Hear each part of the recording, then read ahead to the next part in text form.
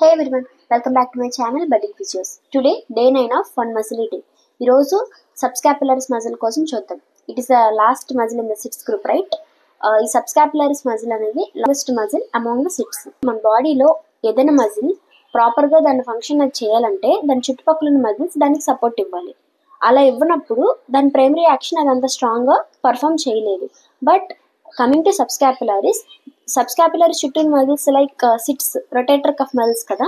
Rotator cuff మజిల్స్లో 3 muscles paralyse అయ్యి subscapularis action చేస్తున్నప్పుడు there will be no change. అంటే ఒకవేళ సుప్రాస్పైనిటస్, ఇన్ఫ్రాస్పైనిటస్ అండ్ టీరిస్ మైనర్ ఈ 3 మజిల్స్ ప్యారలైజ్ అయినా కానీ సబ్స్కాపులరిస్ దాని యాక్షన్ని 100% ఫుల్ఫిల్ చేయగలదు.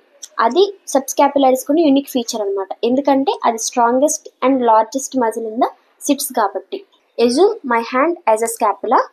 ఇది యాంటీరియర్ అండ్ ఇది పోస్టీరియర్ అనుకుంటే కనుక యాంటీరియర్ సర్ఫేస్ ఆఫ్ స్కాపులా మీద సబ్స్కాపులరిస్ మజిల్ అనేది మొత్తం ఎలా స్ప్రెడ్ అయి ఉంటుంది ఈ యాంటీరియర్ వైపు అనమాట.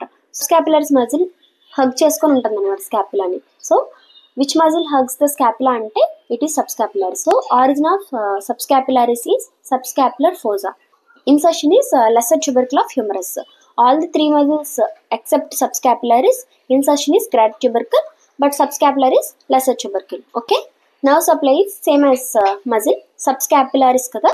Nerve supply is subscapular nerve, and its action is adduction of arm and medial rotation of arm. Medial rotation anna internal rotation anna okate. Thank you for watching and follow for more.